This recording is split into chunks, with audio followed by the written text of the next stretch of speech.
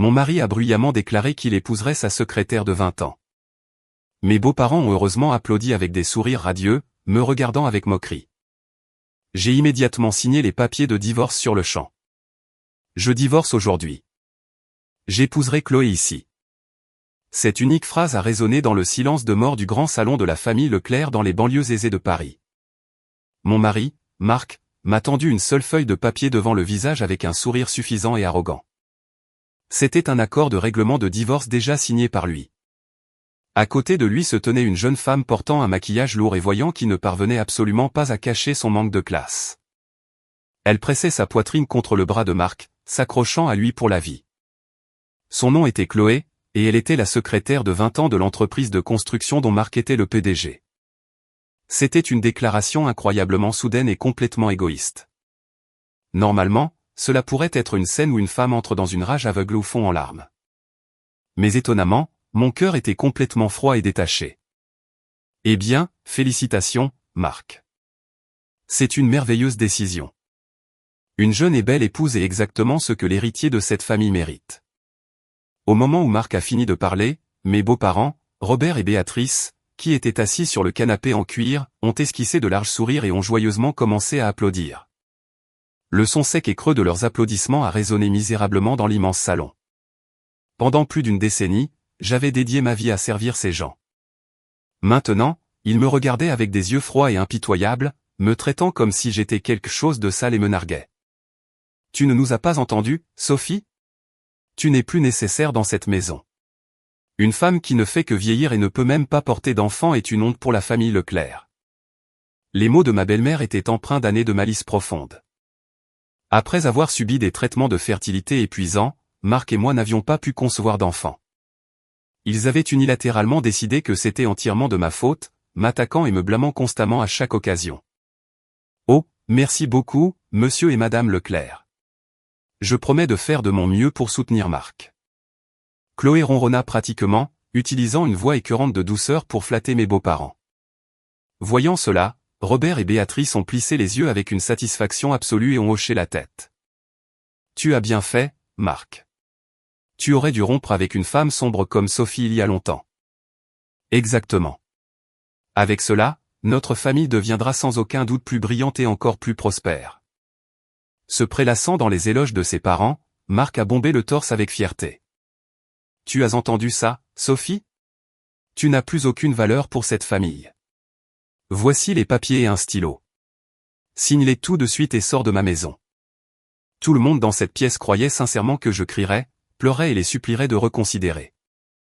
Marc, ses parents et la jeune secrétaire me regardaient tous avec pitié et mépris.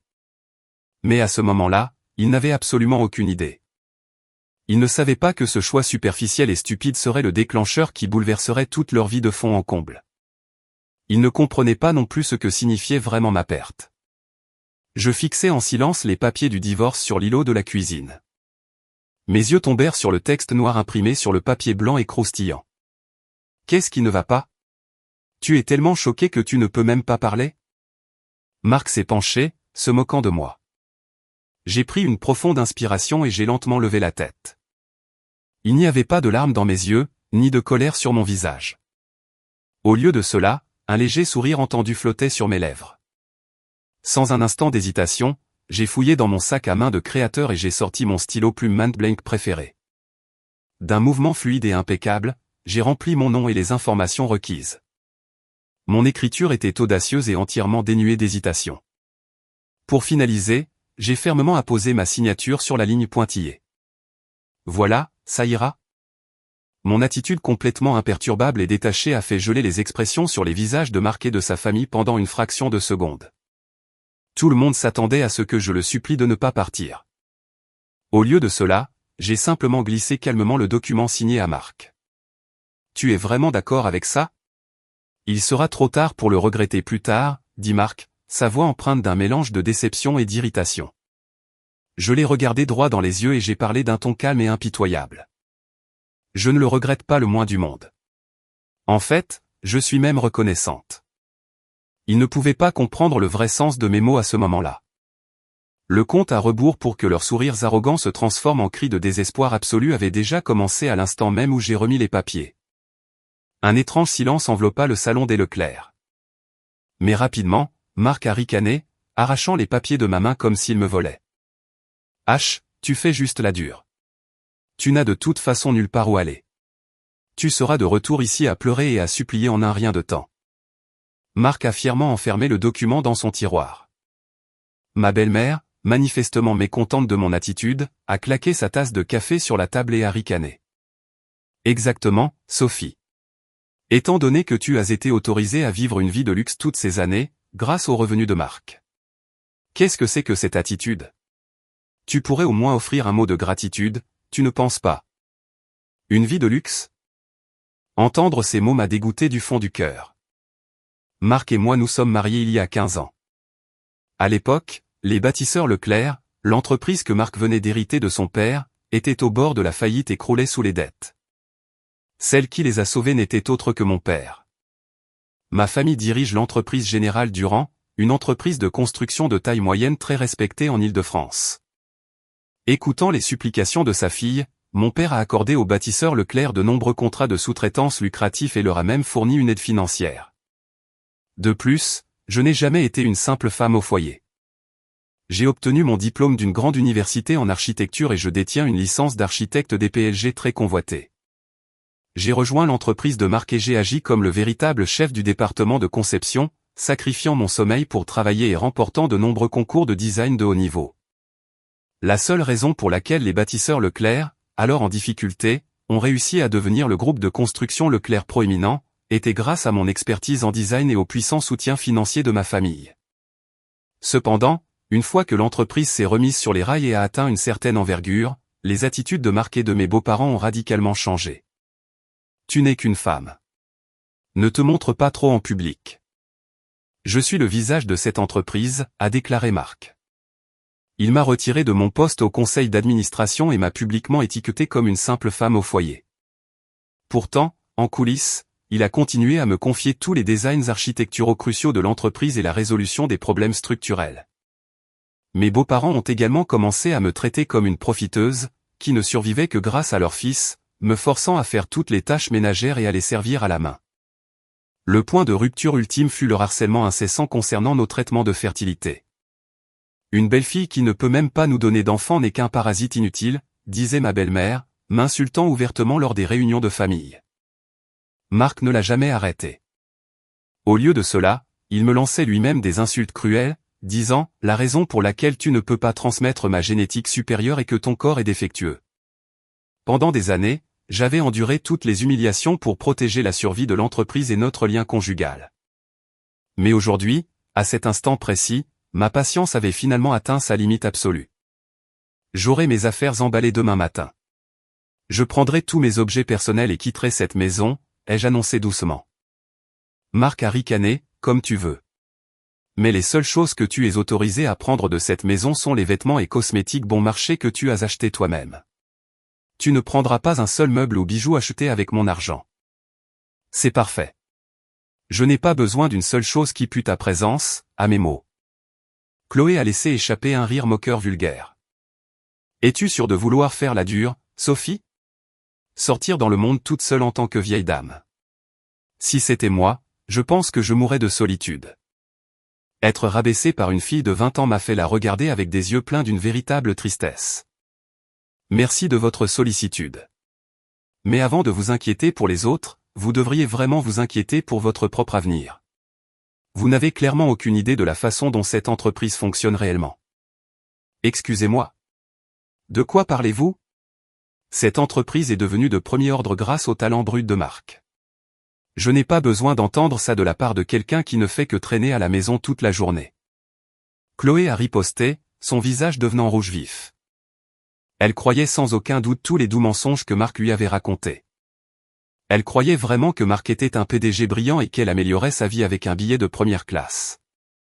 Sophie, arrête de chercher des noises bizarres à Chloé. Ne pollue pas davantage cette maison, pauvre perdante. Dépêche-toi. Va dans ta chambre et commence à faire tes valises, a crié Marc, irrité. Compris. Excusez-moi alors. J'ai fait une légère révérence et j'ai quitté le salon. Derrière moi, j'ai pu entendre ma belle-mère soupirer de soulagement et les rires synchronisés et grinçants de Marc et Chloé. De retour dans ma chambre, j'ai immédiatement commencé à faire mes valises. Je n'emportais que très peu de choses avec moi. En gros, juste les vêtements que je portais. Mais il y avait quelque chose que je ne pouvais absolument pas oublier. C'était ma licence d'architecte DPLG et un disque dur externe contenant toutes les données critiques de conception structurelle pour chaque projet majeur que Leclerc Construction avait jamais géré.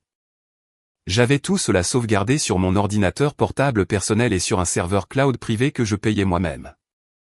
Parce que Marc n'avait pratiquement aucune connaissance en informatique ou en logiciel d'ingénierie, il n'avait jamais réalisé à quel point il était crucial que je gère personnellement tout le cerveau architectural de l'entreprise. Marc, tu es vraiment incroyablement stupide, ai-je murmuré d'une voix calme mais absolument convaincue en regardant mes sacs emballés. Demain, je quitterai cette maison et cette entreprise. Cette seule action signifiait que le fragile château de sable connu sous le nom de Leclerc Construction allait s'effondrer. C'était une charge incroyablement légère pour 15 ans de mariage. Lorsque je suis descendu, Marc, Chloé et mes beaux-parents étaient déjà assis en rang sur le canapé, ayant terminé leur petit déjeuner. Ils me regardaient me diriger vers la porte comme si j'étais un divertissement gratuit. « Oh, tu pars déjà ? Tu voyages léger ?» a ricané Marc, tenant une tasse de café. « Oui, comme demandé, je n'ai emballé que mes effets personnels. Je pars maintenant. » Au moment où j'ai calmement tendu la main vers la poignée de porte, la voix froide de ma belle-mère m'a frappé dans le dos. « Attendez là. Ce ne sont vraiment que vos effets personnels ? Vous n'avez pas volé des documents importants de l'entreprise ou nos œuvres d'art coûteuses, n'est-ce pas ? Je ne ferai jamais une chose pareille. N'importe qui peut dire ça. Marc, Chloé, vérifiez ces sacs. Nous ne pouvons pas laisser une voleuse sournoise s'enfuir avec nos objets de valeur. » Suivant l'ordre, Chloé s'est levée avec un sourire joyeux. « Oui, madame. Je vais la fouiller tout de suite. » Refusant d'écouter mes protestations, Chloé a arraché le sac de voyage de ma main et a violemment vidé son contenu sur la table basse en verre.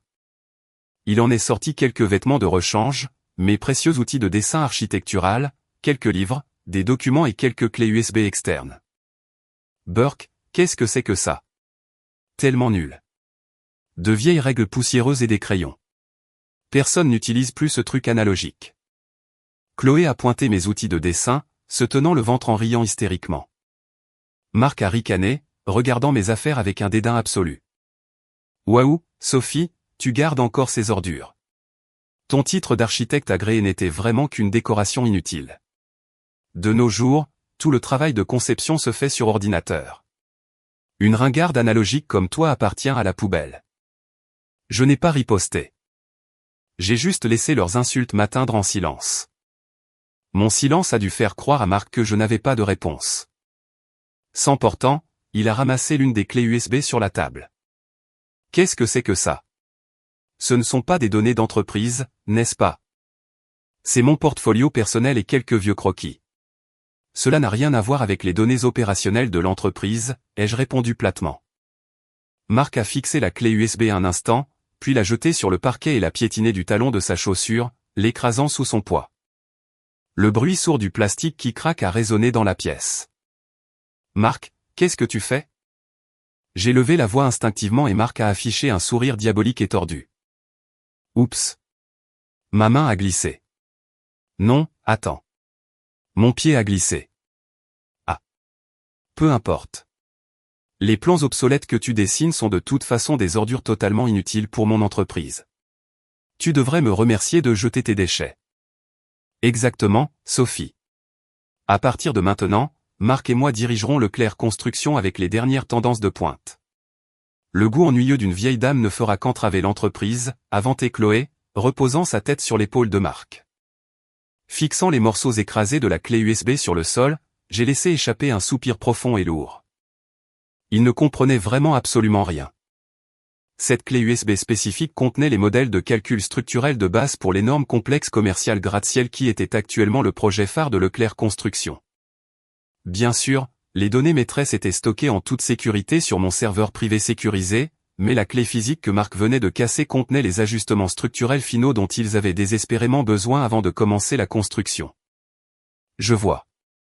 Si vous allez aussi loin, je n'ai plus rien à dire. J'ai silencieusement rassemblé mes affaires éparpillées et j'ai remis mon sac de voyage. J'ai laissé les éclats de plastique écrasés de la clé USB sur le sol. Pour eux, même ce morceau de plastique cassé deviendrait bientôt une blessure fatale. C'est vraiment un adieu. Merci pour tout. J'ai incliné la tête vers mes beaux-parents. Robert n'a même pas levé les yeux de ses échos, se contentant de cracher, ne remets plus jamais les pieds dans cette maison. Béatrice m'a regardé comme si j'étais un morceau de déchet pourri. Bon débarras.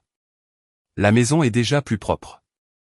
Sans me retourner une seconde fois, j'ai fait rouler ma valise et j'ai refermé la lourde porte d'entrée derrière moi. Dehors, un ciel bleu sans nuages s'étendait à perte de vue. Une brise froide de Paris caressait mes joues, mais étrangement, je n'avais pas froid du tout. Au lieu de cela, j'ai senti un poids massif se lever de ma poitrine. Au revoir, Marc. Au revoir, tout le monde. J'ai murmuré doucement et j'ai commencé à marcher vers la gare. Mes pas étaient plus légers qu'ils ne l'avaient été depuis des années. Cependant, le son de cette clé USB qui craque résonnait toujours dans mes oreilles. Ce son était le pas de l'effondrement imminent de Leclerc Construction. Il ne faudrait pas longtemps avant que Marc et les autres réalisent exactement ce qu'ils avaient fait. Une semaine s'est écoulée depuis que j'ai quitté la maison. Au lieu de retourner au domaine familial, je séjournais dans un petit appartement meublé, en location à court terme, dans le centre-ville de Paris, que j'avais arrangé moi-même. J'avais déjà rapporté toute la vérité à mon père et à mon frère aîné. Mon père était absolument furieux et a menacé d'écraser l'entreprise de Marc ce jour-là, mais je l'ai calmé. Papa, ne te précipite pas. Ils vont se détruire complètement tout seuls par leur pure stupidité. Je veux un siège au premier rang pour le voir arriver. Entendant mon raisonnement, mon père et mon frère ont promis leur pleine coopération, me disant de gérer cela comme je l'entendais. Pendant ce temps, une atmosphère très troublante commençait déjà à se développer autour de Leclerc Construction, bien que Marc et Chloé en fussent joyeusement inconscients. Un soir, mon smartphone a sonné. En regardant l'écran, le nom de Marc s'est affiché. Un sourire froid s'est formé sur mes lèvres lorsque j'ai appuyé sur le bouton de réponse. Bonjour. Et Sophie, où es-tu et que fais-tu? La voix de Marc au téléphone était toujours aussi arrogante et condescendante. Où je suis ne te regarde pas. Nous sommes divorcés maintenant. Humph. Tu fais toujours la dure. Je parie que tu ne peux même pas payer ton loyer et que tu meurs de faim en ce moment. Aucune entreprise décente n'embaucherait une femme de 40 ans passée sans véritable expérience professionnelle. Marc a ri bruyamment. À travers le récepteur, j'entendais le rire vulgaire et aigu de Chloé en arrière-plan. Écoute, Sophie, laisse-moi te donner une leçon de réalité. Après ton départ, mon entreprise a navigué sans encombre. Chloé est la nouvelle chef du design. Tout le monde s'extasie sur ses idées jeunes, vives et de pointe. Je n'ai pas répondu, choisissant simplement d'écouter les vantardises de Marc en silence. Chloé, en tant que chef du design, une petite fille qui ne savait absolument rien de l'architecture et ne pouvait même pas lire un plan de base. J'étais intérieurement stupéfaite par la pure magnitude de la stupidité de Marc. Tous les anciens plans que tu as dessinés sont allés directement à la déchiqueteuse. À partir de maintenant, nous allons faire de ce nouveau complexe commercial gratte-ciel un succès retentissant en utilisant les nouvelles sensibilités de Chloé.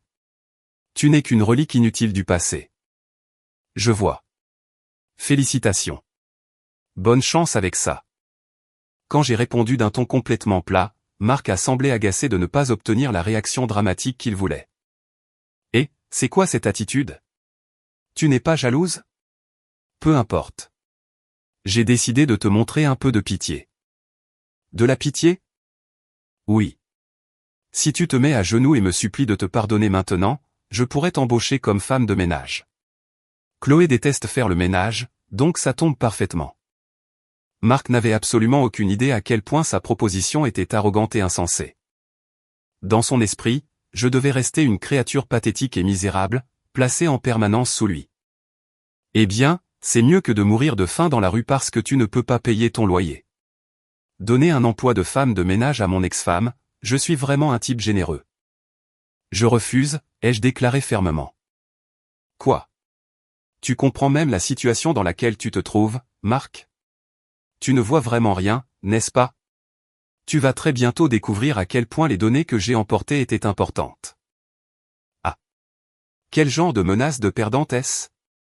Je peux remplacer ces données poubelles facilement. Si c'est vrai, alors fais de ton mieux. Ne me contacte plus jamais.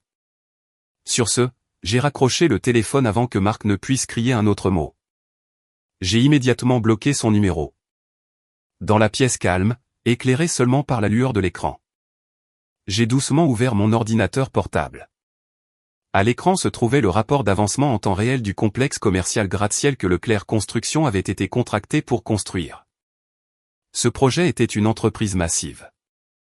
Leclerc Construction avait misé tout l'avenir de son entreprise dessus, contractant d'énormes prêts bancaires pour le financer. Et la personne qui avait méticuleusement calculé l'ingénierie structurelle complexe de ces plans n'était autre que moi, une architecte DPLG agréée. Voyons comment toi et Chloé gérez ces calculs de charges structurelles incroyablement complexes avec vos dernières tendances. J'ai fermé l'écran avec un sourire glacial. L'ouverture de leur destruction absolue avait déjà commencé à jouer, silencieusement mais sûrement. Quelques jours après avoir raccroché au nez de Marc, une étrange campagne de harcèlement a commencé autour de moi. D'anciennes connaissances, des maires du quartier et même des parents éloignés ont soudainement commencé à m'envoyer des messages et des messages vocaux accusateurs. Sophie, est-ce vrai? Je n'arrive pas à croire que tu aies détourné de l'argent de l'entreprise de Marc et que tu te sois enfui avec un homme plus jeune. Ce n'est pas parce que tu as gaspillé de l'argent dans des traitements de fertilité ratés que tu peux voler l'épargne de tes beaux-parents et t'enfuir. Chaque message était un mensonge malveillant et fabriqué. Stupéfaite, j'ai fait quelques recherches et j'ai immédiatement trouvé la source. Marc, Chloé et mon ancienne belle-mère, Béatrice, répandaient d'horribles rumeurs à mon sujet sur Facebook, Instagram et les groupes communautaires locaux. À côté de mon nom complet, ils ont posté des mensonges vicieux affirmant que j'étais une voleuse infidèle qui avait volé des objets de famille et s'était enfuie. De plus, sur son Instagram personnel, Chloé a posté une photo d'elle blottie contre Marc dans un steakhouse haut de gamme avec la légende, l'ex-femme se disait architecte agréée, mais il s'est avéré qu'elle était une imposture totale. MDR. Supprimer les données de l'entreprise et s'enfuir fait d'elle le pire genre de criminel. Cette publication est devenue virale localement et mon nom a été inondé de commentaires diffamatoires. Même des personnes dont j'étais proche ont gobé les mensonges et ont commencé à me regarder avec dégoût. Certains amis ont envoyé des SMS froids disant « Je ne veux pas être impliqué dans ce drame. Ne me contacte plus ». Assise seule dans mon appartement, je fixais l'écran de mon smartphone et endurais en silence. Un sentiment écrasant de frustration et de tristesse me serrait la poitrine. Être traîné dans la boue et traité comme une criminelle par la famille que j'avais désespérément soutenue pendant 15 ans était agonisant. Mais je n'ai jamais élevé la voix, ni posté une seule réfutation sur les réseaux sociaux. Rétorquer émotionnellement ne ferait que transformer cela en une bataille de boue et les rendre prudents. Pour l'instant, il était préférable de les laisser danser sur leur propre mélodie. J'ai pris une profonde inspiration et j'ai calmé mon cœur turbulent. Le silence n'est pas une défaite. Ce n'est que la période de préparation, en attendant que la tempête passe pour que je puisse retourner la situation entièrement quand l'ennemi baisserait sa garde. Soudain, mon téléphone a sonné. C'était mon frère aîné. David, j'ai rapidement répondu. Sophie, tu vas bien? J'ai vu les rumeurs en ligne. Marc et sa famille ont complètement dépassé les bornes. Papa est absolument furieux et fait déjà appel aux avocats d'entreprise. Entendre la voix pleine de rage de mon frère a un peu réchauffé mon cœur gelé. J'avais une famille qui croyait en moi. C'était suffisant. Merci, David. Mais s'il te plaît, dis à papa d'attendre encore un petit peu. Attends, Sophie. Ils traînent ton nom dans la boue. Si tu restes silencieuse, ces idiots ne feront qu'empirer. C'est exactement ce que je veux. Plus ils s'escaladent, plus le trou qu'ils creusent pour eux-mêmes est profond. Plus important encore, comment va ce problème que je t'ai demandé de vérifier? J'ai entendu mon frère rire sombrement au téléphone. Oh, c'est entièrement réglé. Tu veux dire le méga gratte-ciel commercial que l'entreprise de Marc est censée construire? J'ai utilisé nos canaux d'entreprise pour informer officiellement le promoteur principal que l'architecte en chef de Leclerc Construction avait été remplacé. Merci. Quelle a été la réaction du promoteur? Panique totale. Évidemment, la seule raison pour laquelle un projet aussi massif avait été attribué à Leclerc Construction en premier lieu était qu'il faisait confiance à ta réputation d'architecte agréé. Le chef de projet a dit qu'il se rendait immédiatement au bureau de Marc pour confirmer les faits. Je vois, il est presque temps. Puis j'ai regardé par la fenêtre.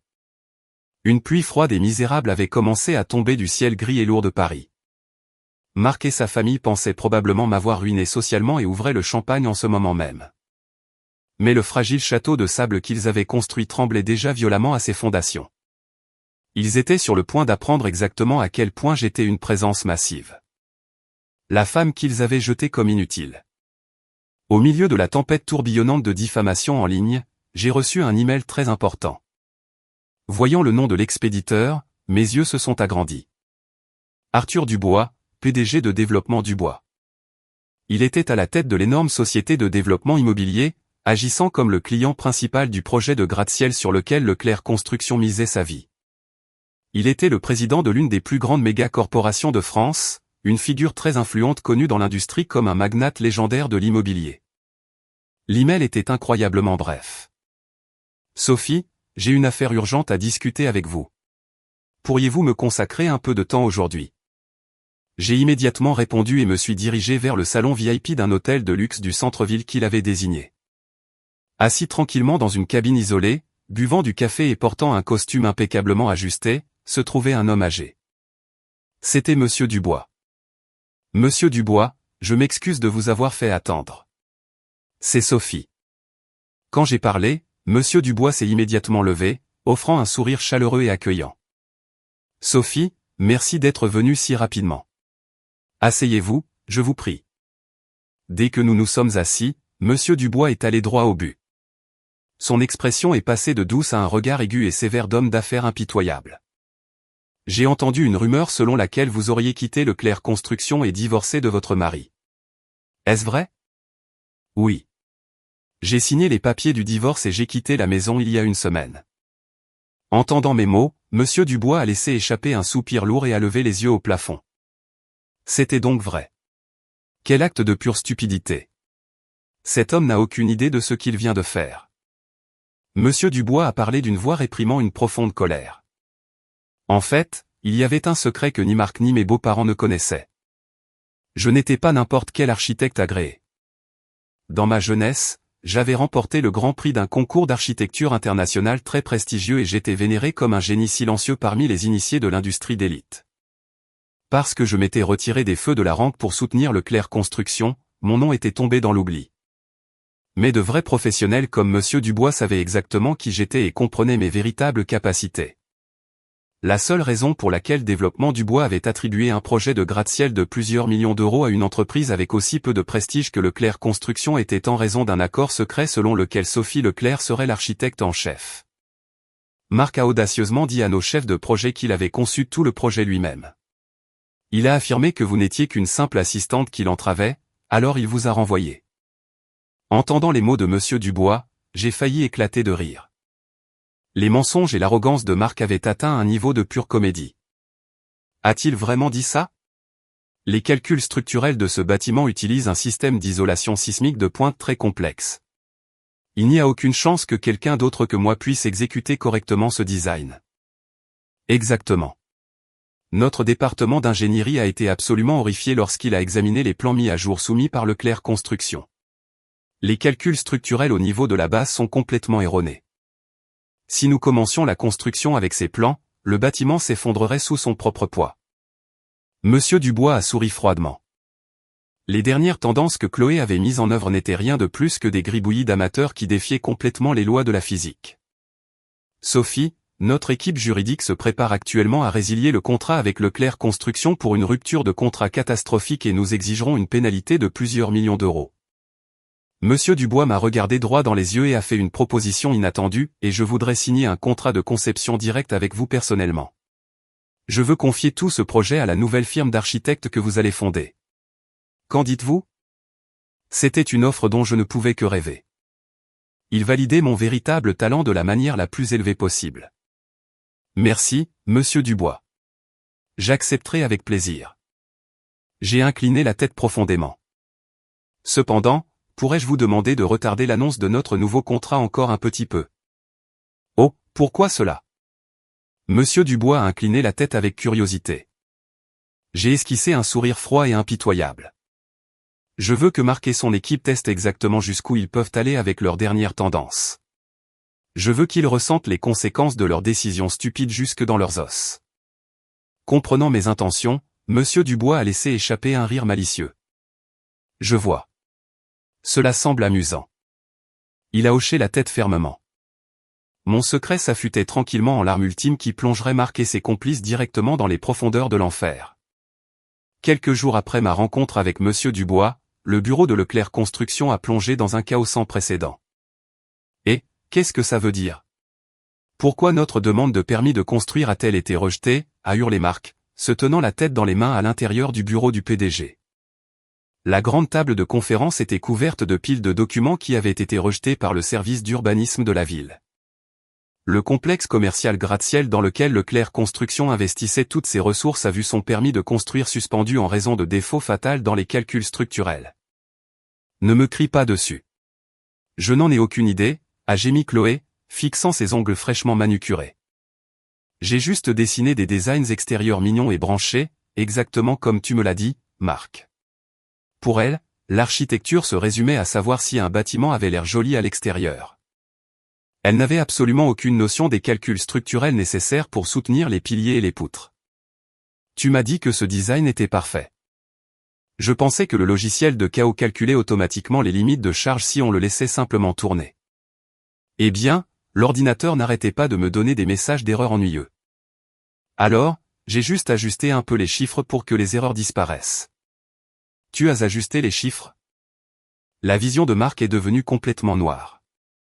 Ignorer les codes du bâtiment de fond en comble n'était pas une simple erreur. Modifier des données structurelles était un crime fédéral majeur équivalent à la contrefaçon de documents. Monsieur Leclerc, nous avons un problème majeur. Un employé au visage pâle a fait irruption dans la pièce. Quoi encore? Ne me donnez plus de mauvaises nouvelles. Les sous-traitants sur le site organisent un débrayage. Ils disent que ces plans sont complètement délirants et ils refusent même de commencer à poser les fondations parce que c'est trop dangereux. Quoi? Comment osent ces sous-traitants de bas étage être si arrogants avec nous? Ce n'est pas tout, monsieur. Les fournisseurs qui devaient livrer nos matériaux de construction ont officiellement suspendu nos comptes et exigent le paiement immédiat de toutes les dettes impayées.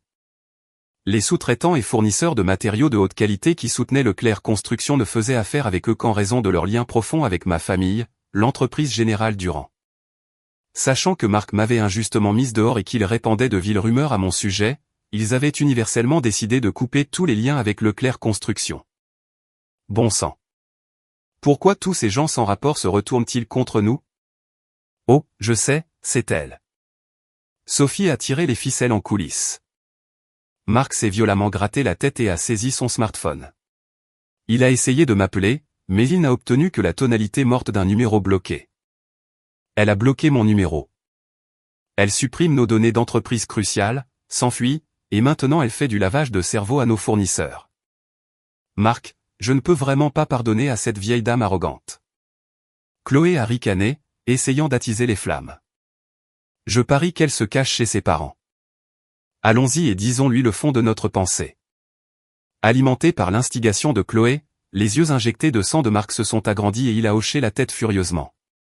Tu as raison. Nous allons prendre d'assaut le bureau de sa famille, exiger qu'elle nous rende les données et la faire payer pour les dommages qu'elle cause à mon entreprise. Marc a traîné Chloé avec lui et s'est précipité directement au siège social massif de l'entreprise Générale Durand. Forçant leur passage devant la réception du hall, ils ont pris d'assaut l'étage exécutif. Et Sophie, je sais que tu te caches ici. Sors, a crié Marc, ouvrant les doubles portes d'un coup de pied. Mais la personne qui se tenait devant lui n'était pas mon père. C'était mon frère aîné, David, le vice-président exécutif de l'entreprise. Vous êtes terriblement bruyant. Ce n'est pas un endroit pour que des voyous incultes fassent irruption en hurlant, a dit David, fixant Marc et Chloé avec des yeux froids et perçants. Face à l'aura écrasante d'autorité de David, Marc a flanché une seconde, mais a rapidement élevé la voix à nouveau. David, où est Sophie? Parce que cette femme a volé nos données et s'est enfuie. Mon entreprise est en grande difficulté. Faites-la sortir d'ici tout de suite, sinon j'appelle la police. Entendant la menace de Marc, David a laissé échapper un rire glacial. Appelez la police? C'est une blague hilarante. C'est exactement ce que nous avons l'intention de faire avec vous. David a claqué une épaisse pile de documents sur la table en acajou. C'était un dossier méticuleusement compilé de toutes les preuves de diffamation que Marc et sa famille avaient postées à mon sujet sur les réseaux sociaux et répandues dans la communauté locale. Ceci est la preuve de la diffamation flagrante que vous avez commise contre Sophie. Notre équipe juridique est déjà en train de rédiger une action civile et de préparer des accusations criminelles. La voix glaciale de David a résonné dans la pièce. Toute la couleur a instantanément disparu des visages de Marc et Chloé.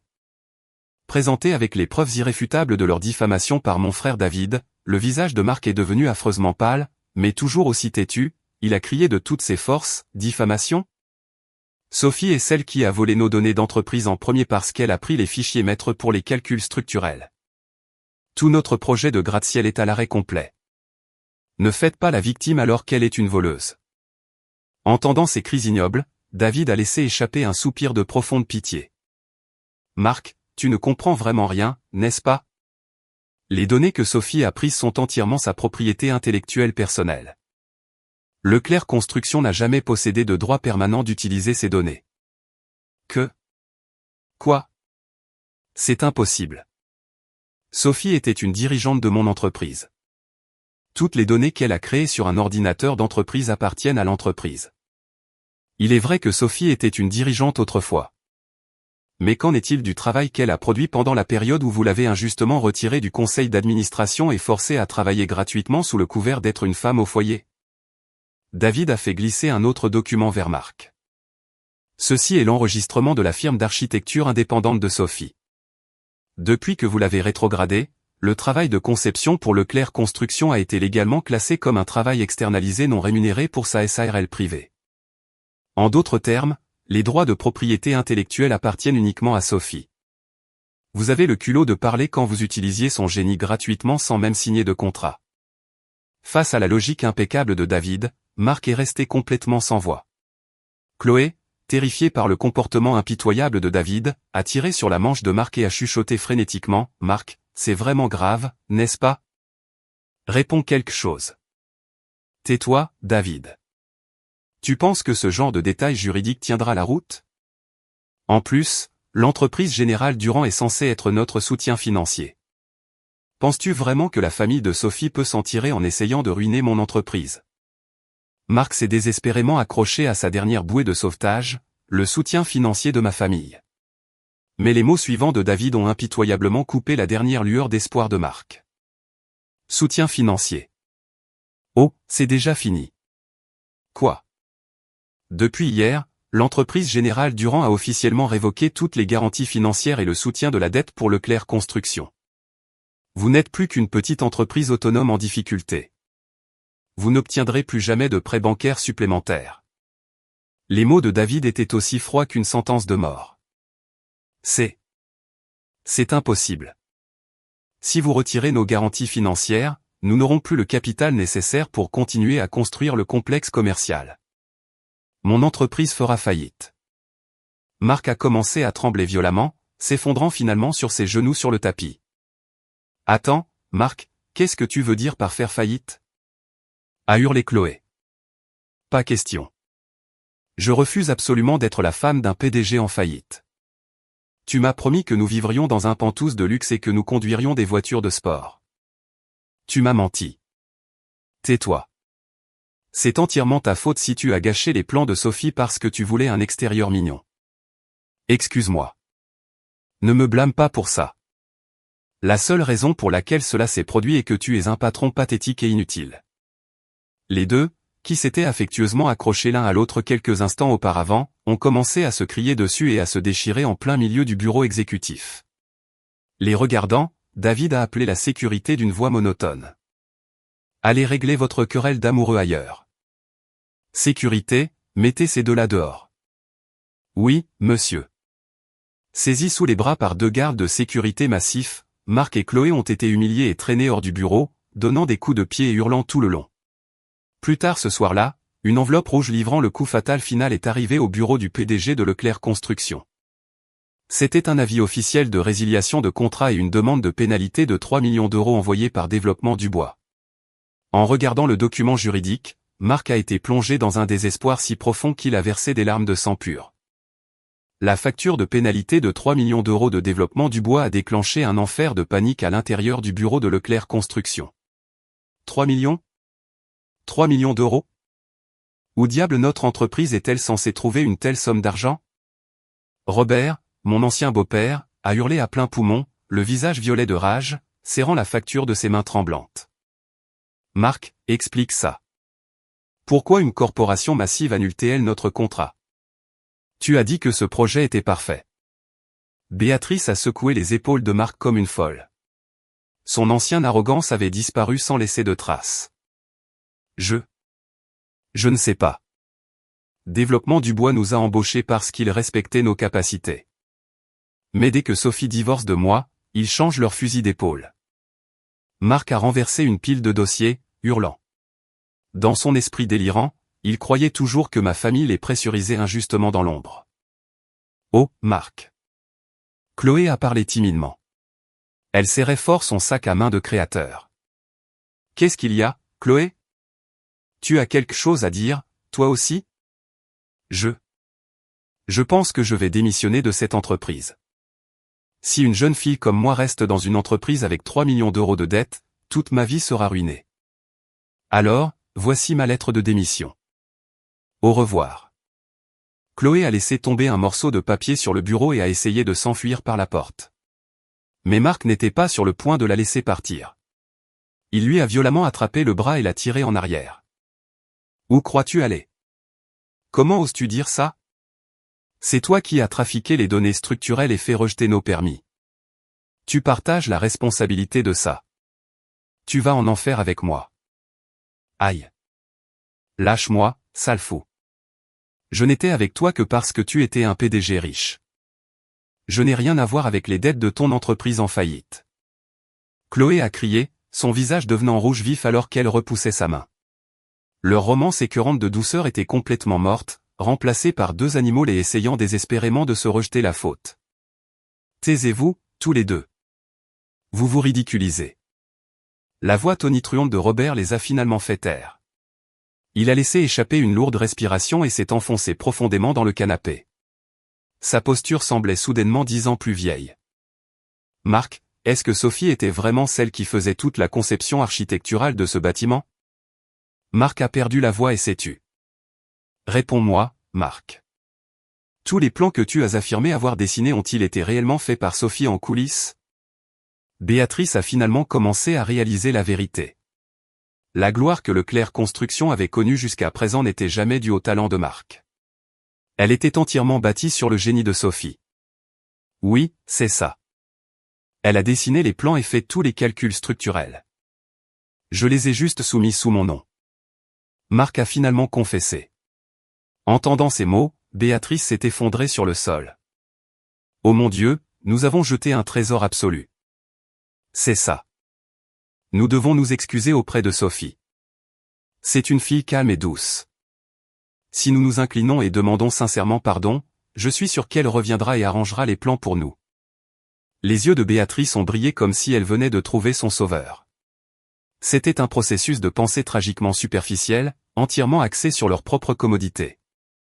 Vous avez raison. Si Sophie revient, l'entreprise Générale Durand rétablira nos garanties financières et la banque nous rendra nos prêts. Marc, contacte Sophie à l'instant même. Robert a accepté, pressant Marc. J'essaie, mais mon numéro et mes emails sont complètement bloqués. Je suis allé chez ses parents et son frère m'a mis dehors. Alors retrouve-la. Découvre où elle se cache. Quoi qu'il en coûte, a ordonné Béatrice, les yeux injectés de sang. Consumée par la panique et la peur, les mêmes personnes qui m'avaient impitoyablement jeté essayaient maintenant désespérément de s'accrocher à moi. C'était un spectacle pathétique et comique. L'effondrement de Leclerc Construction était désormais évident pour tout le monde. Leur trésorerie s'était complètement tarie et les appels téléphoniques furieux des sous-traitants sonnaient sans arrêt. Marc et les autres me cherchaient désespérément, mais il était impossible pour des amateurs comme eux de franchir la sécurité de l'appartement haut de gamme du centre-ville où je séjournais. Puis un matin, un nom familier a résonné à la télévision à l'intérieur du bureau du PDG. Dans les nouvelles économiques de dernière minute, Développement Dubois a annoncé aujourd'hui que l'architecte de renommée mondiale Sophie Leclerc avait été nommée architecte en chef pour son projet de gratte-ciel très attendu dans le centre-ville. Diffusée à l'écran, une séquence de moi vêtu d'un tailleur élégant et sophistiqué, m'adressant avec confiance à une salle pleine de journalistes lors d'une conférence de presse. À côté de moi se tenait Monsieur Dubois souriant avec une immense satisfaction. Quoi ? Une voix rauque et creuse s'est échappée des lèvres de Marc comme si son âme venait de quitter son corps. Sophie Leclerc a remporté le grand prix d'un prestigieux concours d'architecture internationale dans sa jeunesse et est vénérée par les initiés de l'industrie comme un génie silencieux. Ses conceptions structurelles d'isolation sismique propriétaire seront utilisées pour construire un complexe commercial hypersécurisé et de pointe. Le présentateur du journal a énuméré mes brillantes références les unes après les autres. C'était ma véritable identité, pas la ringarde analogique inutile ou la fausse architecte que Marc et Chloé pensaient que j'étais. Mensonge. Sophie est une architecte de renommée mondiale, lauréate de prix internationaux. Je n'ai jamais entendu parler de ça. Marc s'est approché de la télévision comme un fou, pointant un doigt tremblant vers l'écran. C'est impossible. Elle n'était qu'une simple assistante qui traçait des lignes où je lui disais de le faire. Que veulent-ils dire par architecte en chef ? C'est forcément une erreur. Mais le journal télévisé n'était pas la seule réalité qui s'abattait sur lui. Le smartphone de Marc a sonné bruyamment. L'identification de l'appelant affichait l'agent de crédit de sa banque principale. Marc a répondu frénétiquement, « Bonjour, monsieur Leclerc. C'est très regrettable, mais votre demande de nouvelle ligne de crédit d'entreprise a été définitivement refusée. » Pourquoi ? Hier encore, vous disiez que vous l'envisagiez sérieusement. Jusqu'à hier, nous partions du principe que Sophie Leclerc dirigeait le projet Développement Dubois sous votre bannière. Cependant, elle a quitté votre cabinet et Développement Dubois a résilié votre contrat. Tout ce qu'il vous reste est une pénalité de 3 millions d'euros. Le risque de défaut est bien trop élevé. Les mots froids du banquier ont transpercé le cœur de Marc comme un couteau. De plus, suite à l'annonce publique officielle de Mademoiselle Leclerc, la grave diffamation à laquelle votre entreprise l'a soumise est devenue un scandale majeur. La politique de notre banque interdit absolument de prêter à une entreprise qui a subi un coup aussi catastrophique à sa réputation publique. Au revoir, monsieur Leclerc. Attendez, s'il vous plaît, parlons-en. Les cris de Marc étaient inutiles. La ligne était morte. Marc, c'est vraiment mauvais. Chloé tremblait violemment dans le coin du canapé, fixant son téléphone. Au moment où Internet a réalisé que j'étais une architecte de classe mondiale, les rumeurs malveillantes que Marc et Chloé avaient postées se sont retournées contre eux. MDR ? L'idiot de PDG de Leclerc Construction a traité une architecte de renommée mondiale de fausse. Il l'a trompée avec une secrétaire de 20 ans, a viré le vrai génie, et puis a menti en disant qu'elle avait volé des données. Absolument nul. Cette entreprise est cuite. J'espère qu'ils ont 3 millions d'euros sous les coussins du canapé. Reddit, Twitter et les forums locaux débordaient de condamnations et de moqueries impitoyables visant entièrement la famille de Marc. Les mensonges qu'ils avaient inventés pour me détruire avaient fonctionné comme un boomerang parfait, les frappant en plein visage. Face à la vérité absolue, Marc ne pouvait que rester figé sous le choc. Ils ont finalement réalisé à quel point j'étais une présence massive qu'ils avaient jetée et sur quelle catastrophe ils avaient marché. Le bureau du PDG de Leclerc Construction s'était transformé en un véritable enfer de cris et de désespoir. Entre l'émission de télévision, le contre-coup d'Internet et le retrait de leur financement par la banque, leurs états mentaux se sont complètement brisés. Marc, c'est entièrement ta faute. Si tu n'avais pas perdu la tête pour une petite jeune et viré Sophie, cela ne serait jamais arrivé. Robert a frappé du poing sur le bureau, saisissant Marc par le col. Exactement. J'ai déjà viré cette sale gamine voleuse de 20 ans de l'entreprise. Béatrice a attrapé Chloé par les cheveux, son visage tordu comme celui d'un démon. Aïe. Lâche-moi, vieille sorcière. Chloé a riposté, hurlant hystériquement. Qui penses-tu a causé ça? Marc m'a menti. Il m'a dit qu'il était un PDG génial. J'aurais souhaité qu'une entreprise poubelle comme celle-ci ait fait faillite dès le début. Qu'est-ce que tu viens de dire? Comment oses-tu parler à tes parents comme ça? Vous n'êtes pas mes parents. Nous ne sommes même pas mariés. Alors arrêtez de faire les fiers. L'ancienne famille s'est déchirée comme des chiens enragés. Marc n'a pu que tomber au sol, se tenant la tête en regardant la vilaine bagarre se dérouler. Arrêtez. S'il vous plaît, arrêtez. Pourquoi est-ce que ça m'arrive à moi? Marc a sangloté comme un enfant, mais les feux de l'enfer n'avaient pas fini de les réduire en cendres. La porte du bureau s'est ouverte sans frapper, et l'avocat de l'entreprise est entré, le visage pâle et tiré. Monsieur Leclerc, nous avons reçu un avis juridique catastrophique. L'avocat tenait une épaisse pile de documents juridiques. Quoi encore? Quoi d'autre pourrait-il se passer? A demandé Marc, terrifié. Nous avons reçu une injonction de cesser et de s'abstenir concernant l'utilisation non autorisée de marqués de licence architecturale de la part de la représentation légale de Sophie Leclerc. Une injonction de cesser et de s'abstenir? Qu'est-ce que ça veut dire? Elle s'applique à chaque condo et bâtiment commercial que Leclerc Construction a actuellement en construction. La firme privée de Sophie détient le droit d'auteur sur tous ses plans. Avec effet immédiat. Il révoque toutes les permissions pour Leclerc Construction d'utiliser ses designs. Les mots de l'avocat étaient le dernier clou du cercueil de Leclerc Construction. C'est insensé. Vous voulez dire que ce n'est pas seulement le projet Dubois? Chaque chantier doit fermer? Oui. Si vous tentez de poursuivre la construction, vous ferez face à des accusations criminelles fédérales pour violation du droit d'auteur, ainsi qu'à des dommages civils massifs. Cette entreprise n'a d'autre choix que de cesser immédiatement toutes ses opérations. L'avocat a incliné la tête calmement. C'était le certificat de décès officiel de l'entreprise. Entre la pénalité de 3 millions d'euros et les dommages dus à d'autres clients, leur dette totale dépassait facilement les 5 millions d'euros. Même déposer le bilan ne suffirait pas à effacer l'ardoise.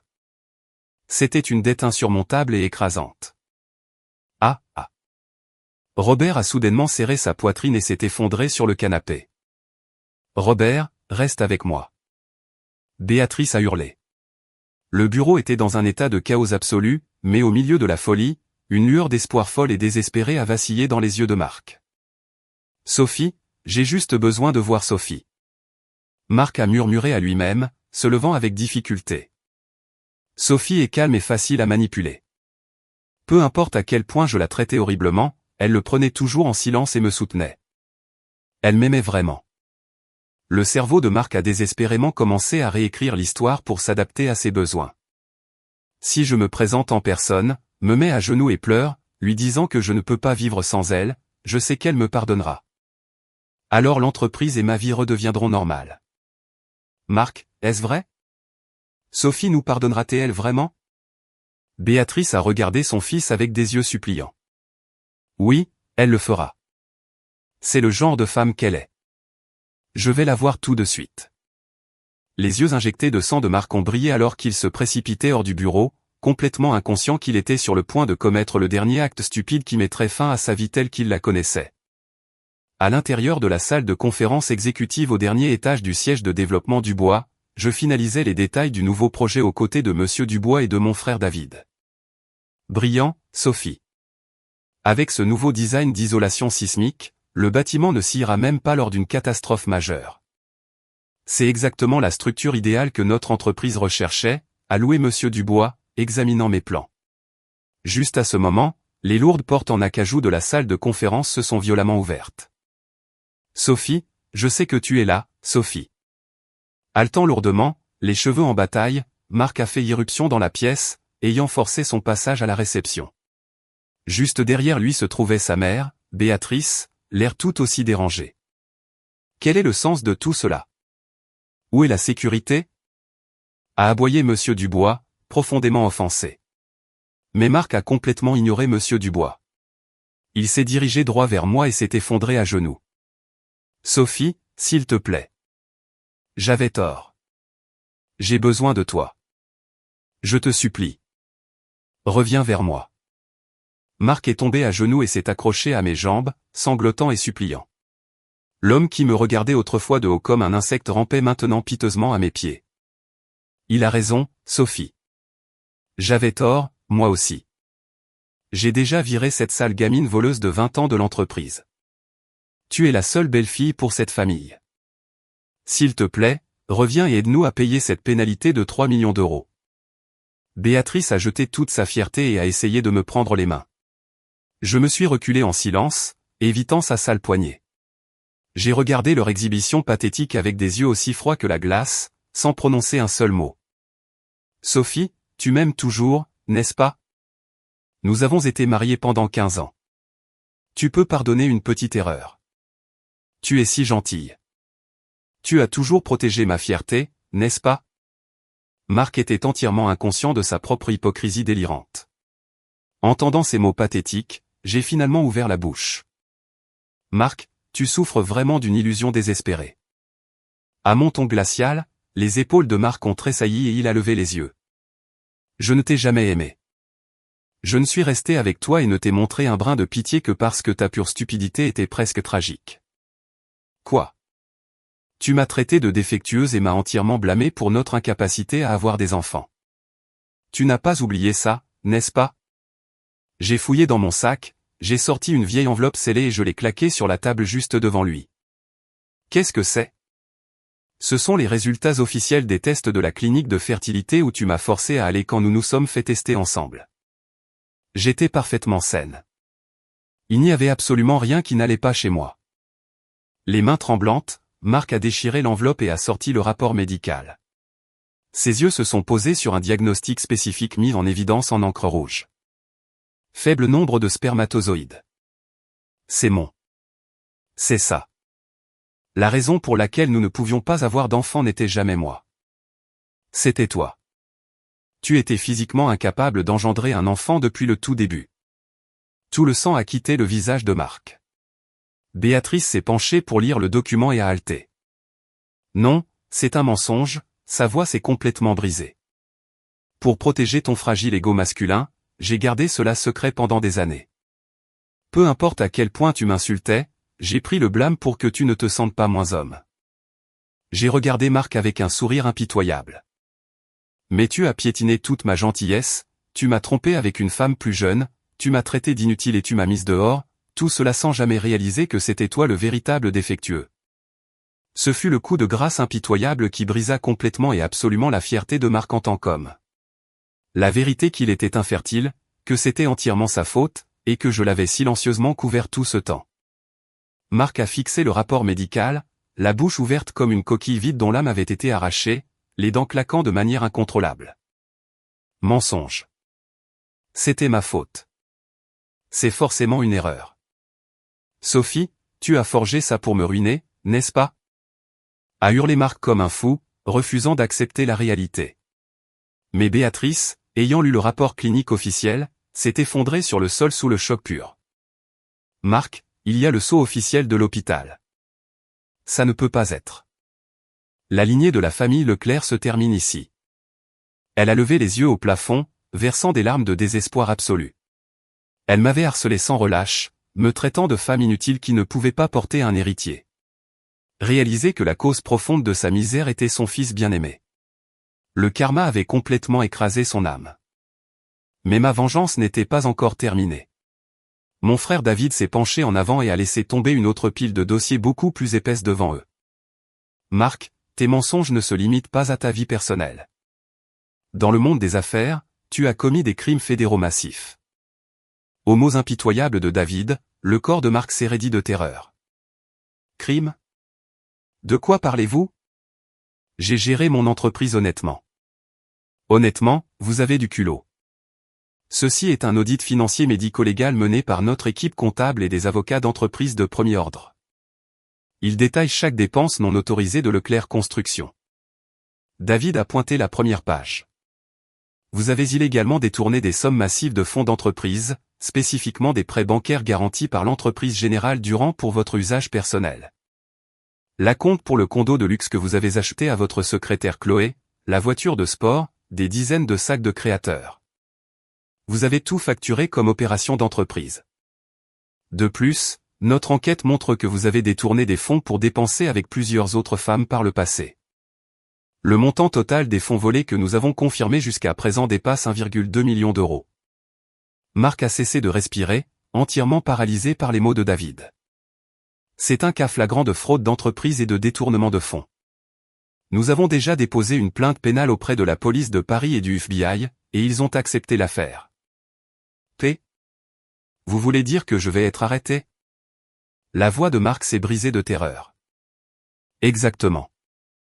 Vous faites face à une pénalité civile de 3 millions d'euros de développement du bois, un procès en restitution de 1,2 million d'euros de notre entreprise, et une peine garantie de plusieurs années en prison fédérale. David a porté le coup final avec une précision glaciale. Les tables avaient complètement tourné. La famille arrogante et condescendante qui se moquait de moi dans leur somptueux salon avait disparu. Tout ce qui restait était une mère pathétique et endettée et un fils criminel attendant sa ruine inévitable. Monsieur Dubois, David, Sophie. Marc a abandonné toute dignité, rampant sur le sol pour attraper mes chaussures. S'il vous plaît, aidez-moi. Si je vais en prison, ma vie est complètement finie. Sophie, si ta famille tire quelques ficelles, tu peux retirer les charges. J'ai regardé froidement l'homme qui rampait et j'ai reculé d'un pas, esquivant ses mains. Tu récoltes ce que tu sèmes, Marc. La douleur que tu m'as causée et la trahison envers ta propre entreprise. Tu peux passer le reste de ta vie à payer pour cela derrière les barreaux. Au moment où j'ai parlé, les portes de la salle de conférence se sont rouvertes. Cette fois, de véritables policiers et des gardes de sécurité de l'entreprise ont envahi la pièce. Marc Leclerc, vous êtes en état d'arrestation pour suspicion de fraude d'entreprise et de grand vol. Non, laissez-moi partir. Je suis un PDG. Sophie. Sophie. Marc a hurlé pathétiquement, se débattant sauvagement tandis que la police le traînait hors de la pièce. Béatrice s'est évanouie sur place et a finalement été emmenée en fauteuil roulant par les paramédicaux. Le silence est revenu dans la salle de conférence une fois la tempête passée. J'ai laissé échapper une longue et profonde respiration. Les lourds nuages sombres qui avaient plané sur moi pendant 15 ans ont finalement semblé complètement dissipés. Après l'arrestation de Marc, l'effondrement total de Leclerc Construction s'est produit à une vitesse fulgurante. Naturellement, l'entreprise a déposé le bilan selon le chapitre 7 et a été complètement liquidée. L'entreprise que Marc se vantait d'avoir bâtie avec son propre talent a rouillé et s'est effondrée dès qu'elle a perdu son véritable moteur, moi. Marc a été inculpé de détournement de fonds d'entreprise et de contrefaçon de documents. Après un bref procès, il a été condamné à 4 ans de prison fédérale sans possibilité de libération conditionnelle. Il passe maintenant ses journées à effectuer des travaux pénibles derrière des murs de béton froid. Pour un homme avec autant d'arrogance et de fierté que Marc, être privé de sa liberté et réduit à un simple numéro de détenu doit être une humiliation quotidienne pire que la mort.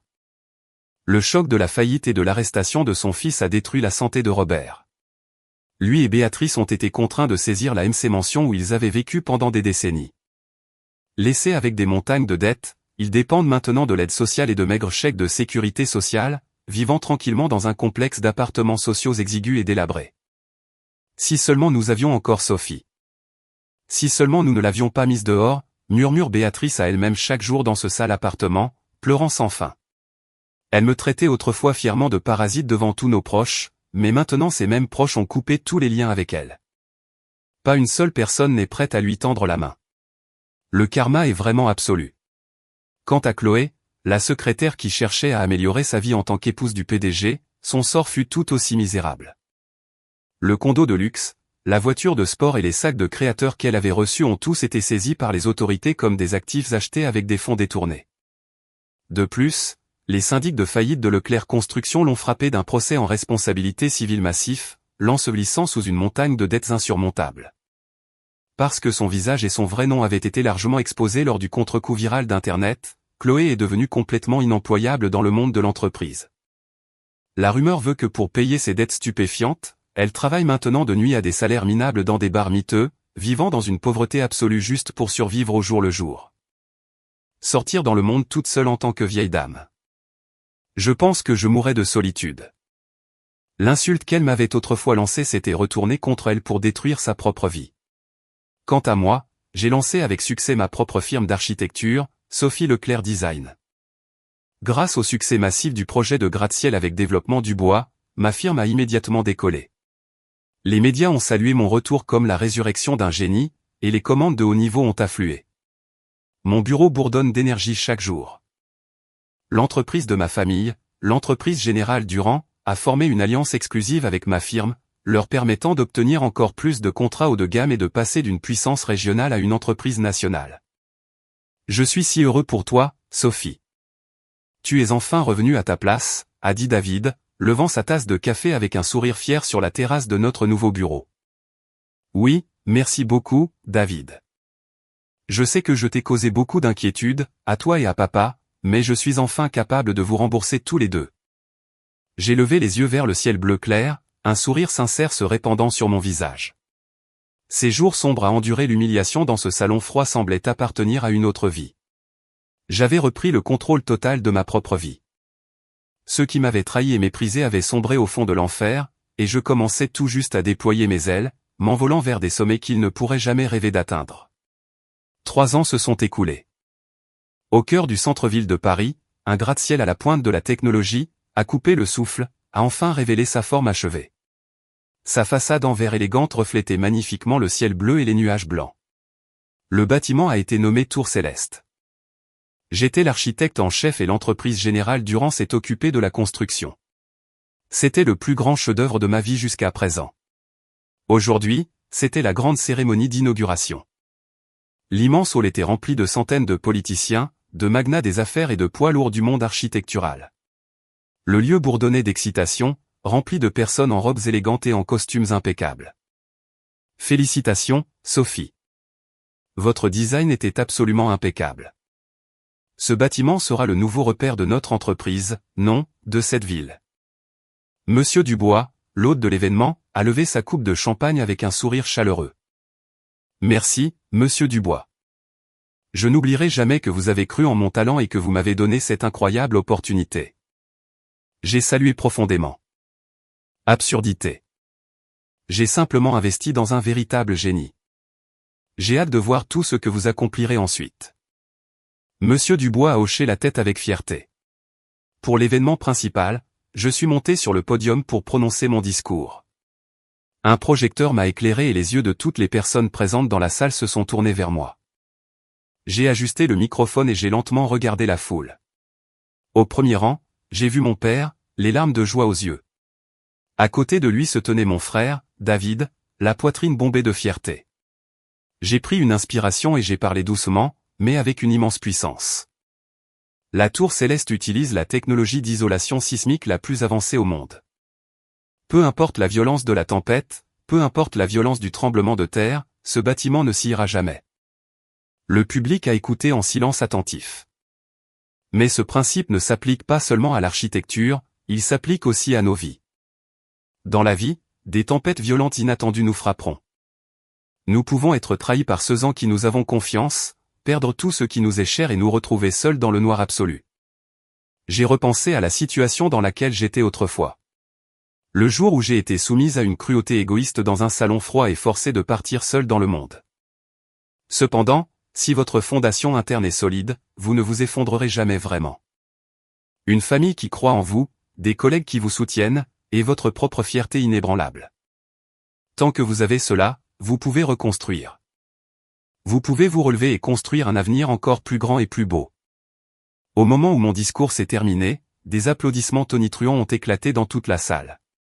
Les acclamations et les applaudissements ont résonné sans fin. J'ai salué profondément, laissant la lumière chaude m'envelopper. Quand je suis descendu de scène, mon père s'est précipité vers moi. De grosses larmes coulaient sur son visage. Sophie, tu as si bien fait. Tu es ma plus grande fierté et ma plus grande joie. Il m'a serré dans une douce étreinte. La chaleur de son étreinte m'a serré la poitrine. Les innombrables insultes cruelles que Marc et sa famille m'avaient lancées. Chaque cicatrice a été complètement effacée par la chaleur de l'amour de mon père. Merci, papa. Je n'ai réussi que parce que toi et David avez cru en moi et m'avez soutenu. Le vrai travail commence maintenant, Sophie. David a ri, me tapotant la tête. Oui, les plans de ma vie ont beaucoup de place pour des bâtiments encore plus beaux. À travers les immenses baies vitrées du hall, la lumière dorée du soleil couchant se déversait, enveloppant doucement le gratte-ciel nouvellement achevé d'une lueur brillante. L'obscurité du passé était partie pour toujours. Devant moi s'étendait un ciel infini et brillant de possibilités futures. Entouré de la famille que j'aimais, j'ai fait mon premier pas confiant vers ce brillant avenir. Plusieurs années se sont encore écoulées après l'achèvement de la Tour Céleste. Ma vie était devenue de plus en plus paisible mais vibrante de plénitude. Sophie Leclerc Design était désormais reconnue comme l'une des principales firmes d'architecture de France, régulièrement invitée à des concours de design prestigieux dans le monde entier. Mon personnel avait augmenté et de jeunes architectes ambitieux, un peu comme moi autrefois, travaillaient avec passion, échangeant des idées dans un environnement vivant et créatif. En tant qu'architecte principal, je privilégiais leur liberté créative tout en leur offrant un soutien technique et des conseils structurels. C'était un environnement incroyablement inspirant, à des lieux de l'atmosphère sombre et oppressante de Leclerc Construction. Un soir, après que le personnel soit rentré chez lui et que le bureau soit calme, je me suis tenu seul, regardant la ligne d'horizon de la ville. L'illumination de la tour céleste brillait de mille feux dans le ciel nocturne. Le téléphone sur mon bureau a sonné. C'était mon avocat personnel. Bonjour, ici Sophie. Bonsoir, Sophie. Je pensais que vous aimeriez entendre une petite mise à jour, a dit mon avocat, sa voix trahissant un soupçon d'amusement exaspéré. C'est concernant Marc Leclerc. Il purge actuellement sa peine, mais son comportement en prison fédérale a été atroce. Sa demande de libération conditionnelle anticipée a été officiellement refusée. C'est ça? J'ai réalisé que ma voix était étonnamment plate. Entendre le nom de Marc ne me faisait même plus manquer un battement. Apparemment, chaque fois qu'il vous voit à la télévision de la prison ou dans des magazines, il crie aux gardes, « C'est ma femme. Laissez-moi sortir d'ici. » Et fait des crises de colère violentes. Il réalise enfin à quel point vous étiez un bouclier massif pour lui. Il apprend sa leçon à la dure. Je vois. Ça lui ressemble exactement. J'ai souri faiblement. Marc était un homme incapable de traiter la réalité par lui-même. Il ne réalisait la valeur de ce qu'il avait qu'après l'avoir perdu définitivement. Sa nature pathétique et superficielle n'avait pas changé, même dans une minuscule cellule de béton. De plus, concernant son ancienne secrétaire, Chloé, elle utilisait de faux noms et se déplaçait d'état en état pour échapper à ses lourdes condamnations civiles. Cependant, elle a récemment été arrêtée pour évasion fiscale et fraude à la dette. Elle ne pourra plus jamais se montrer en société. Merci de me le faire savoir, mais honnêtement, leurs vies n'ont plus rien à voir avec moi. Exactement. Elles n'étaient qu'une tempête passagère. Elles n'ont aucun impact sur votre avenir radieux, a dit l'avocat doucement avant de raccrocher. J'ai posé le téléphone et j'ai expiré profondément. C'était vrai. Elle n'était rien d'autre qu'une tempête passagère dans ma vie. Cette tempête a essayé de me briser et de me prendre tout ce que j'avais. Mais finalement, elle n'a fait que réveiller la vraie force qui sommeillait en moi. D'une certaine manière, les croisées n'étaient qu'un renforcement structurel nécessaire dans la grande architecture de ma vie. Sophie, tu es toujours là? La porte du bureau s'est ouverte et un homme est entré. C'était mon chef de projet, mon partenaire le plus fiable et le plus loyal de la firme. Je regardais juste la ligne d'horizon un instant. Tu travailles trop dur. Ne te pousse pas trop. Nous avons la réunion de lancement pour le nouveau projet de musée d'art demain matin, a-t-il dit, me tendant une tasse de tisane chaude. Son regard chaleureux et sa douce considération étaient l'exact opposé de Marc. C'était un véritable partenariat bâti sur une confiance sincère et un respect mutuel. J'avais maintenant des collègues en qui j'avais confiance, une carrière que j'aimais et des personnes honnêtes et bonnes autour de moi alors que je marchais vers l'avenir. Merci. J'attends vraiment demain avec impatience. J'ai enveloppé mes deux mains autour de la tasse et je lui ai souri. Les plans de ma vie continueraient à dessiner des avenirs magnifiques et inébranlables. Peu importe la tempête qui viendrait ensuite, je ne tomberai plus jamais. Comme pour faire un vœu aux étoiles brillant dans le ciel nocturne clair, j'ai doucement déployé un nouvel ensemble de plans et j'ai fait un pas ferme en avant. Un peu plus de temps s'est écoulé. C'était une douce journée de printemps. Une jeune femme a visité mon bureau. Son nom était Jessica, une femme douce d'une trentaine d'années. Elle n'était pas venue pour un projet commercial. Elle voulait consulter pour la rénovation de sa maison. Cependant, son expression était terriblement sombre. Dans ses yeux, j'ai vu exactement la même profonde tristesse et résignation que j'avais autrefois portée. Mademoiselle Leclerc, je veux rénover ma maison, mais mon mari refuse d'écouter un seul mot que je dis. Jessica a commencé à parler d'une voix calme et fragile. Il ne se soucie que de ses propres goûts et des opinions de sa mère. Quand je lui dis que l'aménagement de la cuisine est impossible à utiliser, il me crie de me taire parce que ce n'est pas moi qui paie l'hypothèque. Mes beaux-parents me disent qu'une simple femme n'a pas le droit d'avoir une opinion sur leur maison familiale. Des larmes ont coulé des yeux de Jessica. Ses mains étaient serrées dans son giron. Au moment où je l'ai vue, le souvenir vif de ce salon froid a traversé mon esprit. Marc et ses parents applaudissant ma misère, me traitant comme une femme de ménage jetable. Jessica était le reflet de mon moi passé. Son existence était niée, traitée comme un appareil facilement remplaçable, pourtant elle endurait désespérément tout cela pour le bien de la famille. Je me suis levé calmement et j'ai placé une tasse de thé chaude devant elle. Puis j'ai doucement enveloppé mes 2 mains autour des siennes, froides et tremblantes. Jessica, ça a été incroyablement difficile pour toi. Tu as si bien fait d'endurer cela si longtemps.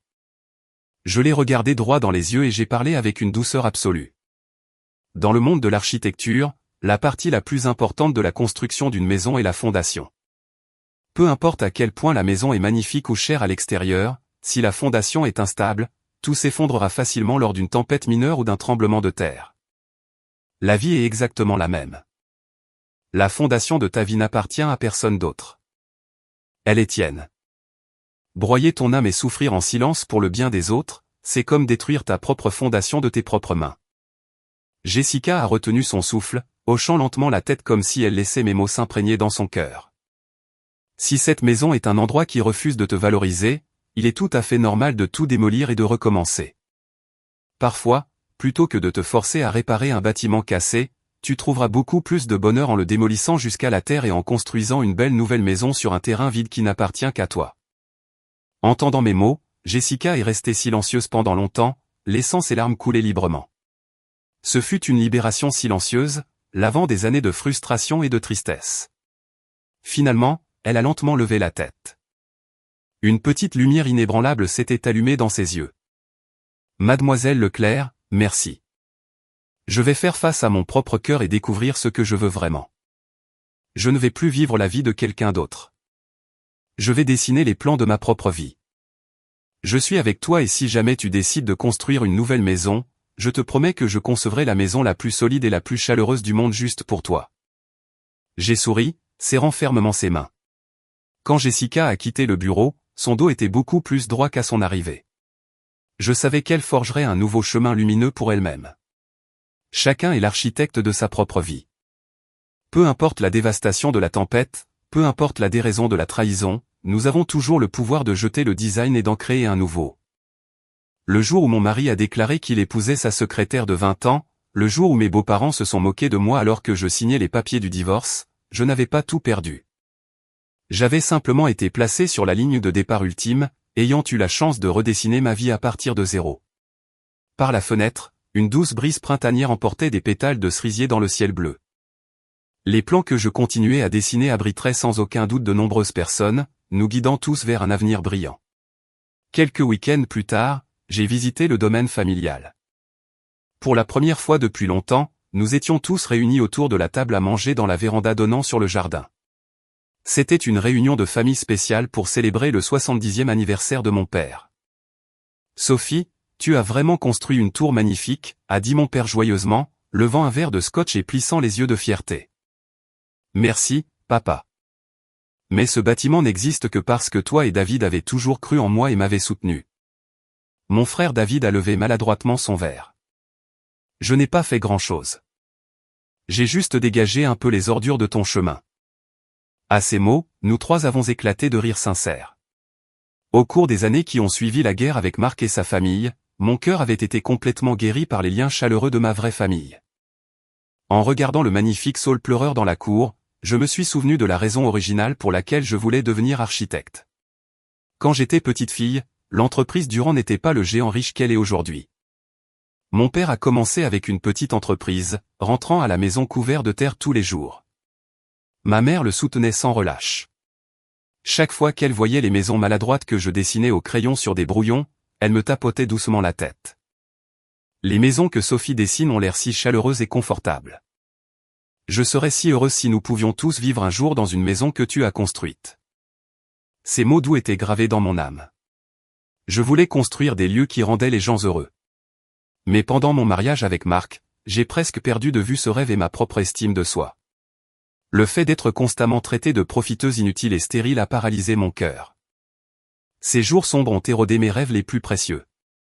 Sophie, la douce voix de mon père m'a ramené au présent. Tu as réalisé le rêve de ta mère et le tien magnifiquement. Je sais qu'elle nous regarde du ciel en ce moment, incroyablement fière de toi. Ma vision s'est immédiatement brouillée de larmes.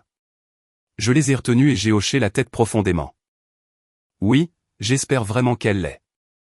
J'avais un jour presque renoncé à ma vie.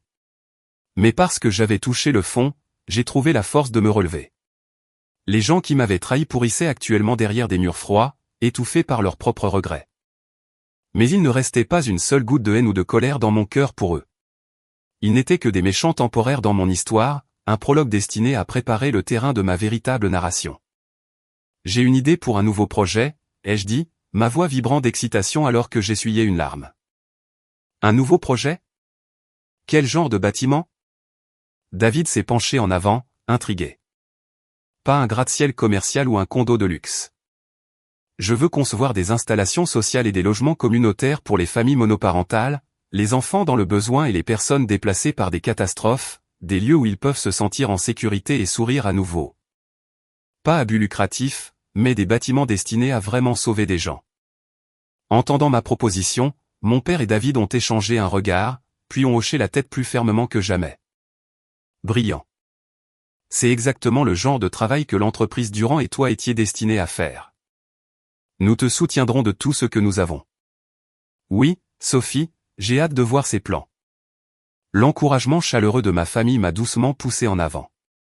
Tandis que la nuit s'épaississait, les saules se balançaient doucement au clair de lune. En regardant ce magnifique spectacle, j'ai ressenti un potentiel illimité et une profonde gratitude pour la vie qui m'attendait. Les plans de ma vie. À partir de maintenant, ils seront colorés de manière vibrante avec amour, espoir et les sourires d'innombrables personnes. Plusieurs années se sont encore écoulées. Un projet que j'avais profondément désiré, un centre communautaire et une installation de logement conçue pour soutenir les mères célibataires et les familles vulnérables, a finalement été achevé dans un coin verdoyant de la ville. Nous l'avons nommé Havre de Lumière. Ma firme a géré le design pro bono, et l'entreprise Durand l'a construit à prix coûtant. C'était une chaleureuse structure en bois de 2 étages. D'immenses fenêtres laissaient entrer une abondance de lumière naturelle et la cour comprenait une vaste pelouse où les enfants pouvaient courir en toute sécurité. Le jour de l'ouverture, l'établissement était rempli de familles et les rires joyeux des enfants résonnaient sans fin. Mademoiselle Leclerc, merci beaucoup. Avoir un endroit chaud et magnifique comme celui-ci, c'est comme un rêve. Jessica, la femme qui avait visité mon bureau il y a des années en pleurs, avait complètement retrouvé son esprit lumineux. Elle travaillait maintenant joyeusement comme bénévole, jouant avec les enfants. Non, Jessica. Cet endroit ne brille vraiment que grâce au sourire que chacun y apporte. Alors que je lui souriais, des équipes de presse et des journalistes se sont rassemblés autour de moi. Mademoiselle Leclerc, pourrions-nous avoir quelques mots sur ce nouveau projet? J'ai regardé droit dans la caméra et j'ai parlé calmement. Un bâtiment n'est pas seulement une boîte pour se protéger du vent et de la pluie. Ce devrait être un endroit qui réchauffe le cœur des personnes qui y vivent et s'y rassemblent. Un endroit qui nourrit l'espoir pour demain. En tant qu'architecte, je veux continuer à construire des lieux exactement comme celui-ci. À ce moment exact, loin du terrain de l'établissement, un homme aux vêtements de travail sales et taché de boue se tenait de l'autre côté d'une froide clôture de grillage, fixant l'événement. C'était Marc, récemment libéré de prison fédérale. Marc, maintenant un criminel condamné, était complètement inemployable dans le monde de l'entreprise. Il passait ses journées à alterner entre des travaux pénibles au salaire minimum. Il ne restait pas une seule trace de l'arrogant PDG qui conduisait autrefois des voitures de sport et vivait dans un Pantouse. Ses joues étaient creuses, ses yeux étaient enfoncés, et ses cheveux gris étaient en désordre. Il n'était qu'un homme misérable, brisé et vieillissant, serrant la clôture de grillage de ses mains sales. Marc fixait de ses yeux injectés de sang la lumière aveuglante, rayonnant de moi alors que je me tenais, entouré de journalistes et de familles en liesse. Sophie, Sophie. Il a rauqué mon nom d'une voix éraillée. Il a essayé de traverser la foule pour faire un pas vers moi, mais juste à ce moment-là, arrête de paresser. Reviens ici et porte ce ciment. Un contremaître a aboyé derrière lui. Le corps de Marc a flanché de terreur. Oui. Oui, monsieur. Pardon, monsieur. Il a répondu d'une voix douce et effrayée, baissant la tête servilement. Il vivait maintenant dans un monde où il n'était même plus autorisé à m'approcher ou à prononcer mon nom. Plus loin sur le trottoir, à l'extérieur de la clôture, une femme en vêtements bon marché et déchirés se tenait serrant un sac d'épicerie en plastique. C'était Chloé. Vivant dans la peur constante des créanciers, elle survivait en travaillant des quarts de nuit épuisants comme femme de ménage. Parce que son visage avait été placardé partout sur Internet comme une fraude, elle vivait sa vie en regardant le trottoir, terrifiée d'être reconnue. Chloé s'est mordu les lèvres si fort qu'elles ont saigné en me regardant, moi, la femme qu'elle avait autrefois moquée comme une vieille dame, me tenir magnifiquement au centre de la communauté, universellement respectée. Pourquoi? Pourquoi a-t-elle tout? J'étais censé être la jeune et jolie. Des larmes de pur regret et de désespoir coulaient sur le visage de Chloé. Mais dans ce vaste monde, il ne restait plus une seule personne qui lui offrirait un brin de sympathie. Mon monde de lumière et l'abîme d'ombre dans lequel Marc et Chloé avaient sombré, nos chemins ne se croiseraient plus jamais. J'ai jeté un coup d'œil vers la clôture de grillage pendant une fraction de seconde, sentant une faible présence, mais je me suis immédiatement retourné avec un sourire éclatant, comme si de rien n'était. Pour moi, leur existence n'était plus que le bruit de fond insignifiant d'une ville animée. Mademoiselle Leclerc, les enfants veulent prendre une photo avec vous, m'a appelé Jessica. J'arrive. Tenant la main des enfants souriants, je suis entré lentement dans le havre de lumière. Le chemin que je parcours sera à jamais illuminé par une lumière chaleureuse tandis que les ombres dans lesquelles ils sont tombés continueront sans fin dans l'obscurité. La nuit est finalement tombée. Les enfants sont allés dormir et le centre communautaire est devenu silencieux. Je me suis assise seule sur la terrasse. Une brise fraîche de la nuit caressait doucement mes joues. Levant les yeux, les étoiles au-dessus de la ville scintillaient d'une force tranquille et durable. J'ai pris une gorgée de thé chaud, réfléchissant en silence à la première moitié tumultueuse de ma vie. Être frappé par un divorce brutal à la quarantaine. La trahison d'un mari en qui j'avais confiance. Des beaux-parents qui ont changé d'avis du jour au lendemain pour se moquer et me dégrader. Une maîtresse de 20 ans qui a essayé d'effacer toute mon existence. Ce jour-là, j'étais vraiment comme une maison fragile et délabrée debout au milieu d'un ouragan. Entouré d'obscurité et battu par le vent et la pluie, je tremblais chaque jour, terrifié de m'effondrer en morceaux. Mais je ne suis pas tombé parce qu'à l'intérieur de moi, il y avait une fondation solide et inébranlable construite sur 15 ans de travail acharné, honnête, sincère et désintéressé. Peu importe la violence de leurs insultes, peu importe la boue qu'ils ont lancée avec leurs mensonges, les compétences architecturales que j'avais affinées et ma fierté et ma gentillesse en tant qu'être humain n'auraient jamais pu être écrasées sous la chaussure de qui que ce soit. Construire une maison et vivre une vie sont vraiment identiques. Beaucoup de gens ne se soucient que de l'extérieur. Des décorations flashy, les dernières tendances et des façades luxueuses destinées uniquement à impressionner les autres. C'était exactement le glamour superficiel que Marc, Chloé et mes beaux-parents poursuivaient.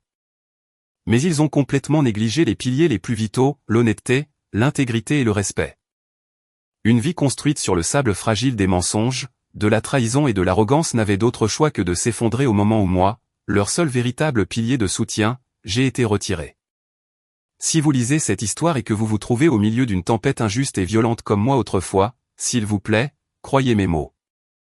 Les larmes que vous avez versées pour votre famille, les sacrifices que vous avez faits, la douleur que vous avez endurée en silence, rien de tout cela n'a été vain. D'autres pourraient prendre vos efforts pour acquis et vous traiter comme si vous n'aviez aucune valeur. Mais vos larmes et votre sincérité inébranlable étaient le béton versé profondément dans la terre, créant une fondation plus solide que toute autre chose dans ce monde. La tempête passera toujours. Aucune pluie torrentielle ne tombe éternellement. Et une fois que le ciel se sera éclairci, le genre de maison que vous choisirez de construire sur votre fondation indestructible dépendra entièrement de vous. Les plans de votre vie peuvent être redessinés à tout âge, à tout moment, autant de fois que vous le souhaitez de vos propres mains. En tant qu'architecte et en tant qu'être humain, je prie du fond du cœur pour que l'avenir de quiconque lutte contre une tempête injuste soit rempli d'une lumière chaude et éclatante. Que la belle maison connue sous le nom de votre vie brille encore plus fort à partir d'aujourd'hui. Levant les yeux vers les étoiles, j'ai doucement posé ma tasse. Et pour étendre les plans d'un lendemain rempli d'encore plus de sourires, je me suis lentement levé et j'ai avancé.